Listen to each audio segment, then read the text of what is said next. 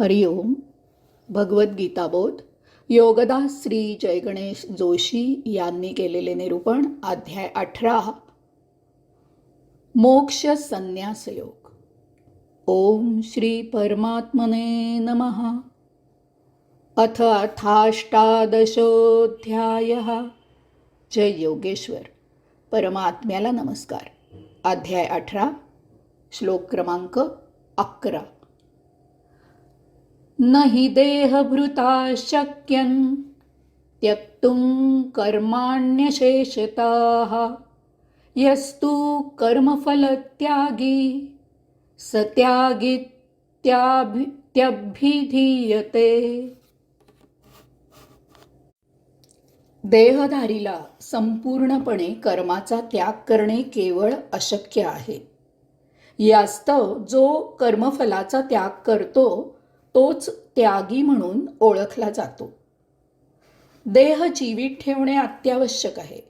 देह जीवित नसेल तर कसला साधक आणि कसले अध्यात्म आणि कसली उपासना आणि कसला आत्मसाक्षात्कार आणि कसली मुक्ती. देह पतन झाले तर सगळाच कारभार आटपेल.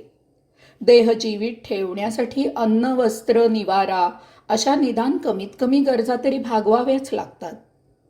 याला पर्याय नाही.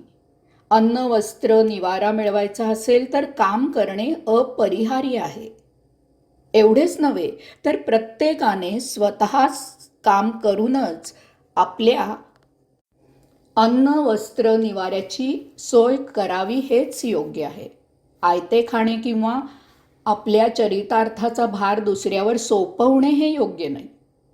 याचबरोबर देह नुसता जीवित ठेवून भागत नाही, तर देह सुदृढ असावा लागतो. तरच अध्यात्म साध्य होण्यासाठी तपश्चर्या, उपासना करता येते. नुसताच देह जीवित आहे परंतु तो अस्थिपंजर होऊन अंथरुणावर पहुडलेला आहे किंवा आजकालच्या भाषेत कोमात गेलेला आहे, तर अशा देहाकडून तपश्चर्या, उपासना होणे शक्य नाही. यासाठी जीवन जगायची नुसती आवड असून चालत नाही, आर्थिक स्थिती चांगली असावी लागते. यासाठी प्रत्येकाला देहधारीला काम करण्याला अन्य पर्याय नाही. भगवंत श्री येथे अशेषता असा शब्द वापरत आहेत. याचा अर्थ देहधारी काही कामे टाळू शकतो. देहधारी नसते उद्योग करत बसतो. त्याला महाउचापती करायची हौस असते. तो अयोगिक कर्मे करत असतो. तसेच देहधारी देहाला अनावश्यक असे वर्तन करत असतो. अनावश्यक अशी धनसंपत्ती साठवत असतो. याचा अर्थ अशी अनावश्यक अशी कर्मे देहधारीने करू नयेत. देह जीवित राहण्यासाठी, प्रकृती सुदृढ राहण्यासाठी आवश्यक तेवढीच कामे देहधारीने करावीत. बाकी वेळ त्याने प्रभू चिंतनात व्यतीत करावा. याचा अर्थ भगवंत श्री सांगत आहेत की कर्माच्या त्यागाला त्याग म्हणता येत नाही. त्याग कशाला म्हणावे ते त्यांनी पुढे सांगितलेले आहे. भगवंत श्री सांगतात की जो कर्मफलाचा त्याग करतो तोच त्यागी म्हणून ओळखला जातो. कर्म त्याग करता येत नाही. कर्म त्याग केले तर तो त्याग अयोगिक आहे, अयोग्य आहे.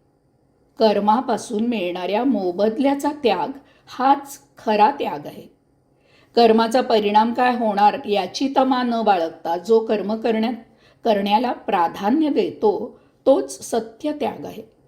कर्म केल्याने आपल्याला त्याचे काय आणि किती आणि कोणते फळ मिळणार आहे यावर लक्ष न ठेवता जो केवळ काम करायचे म्हणून आपले नियत आणि विहित काम करतो तोच खऱ्या अर्थी सत्य त्यागी असतो. हरिओम.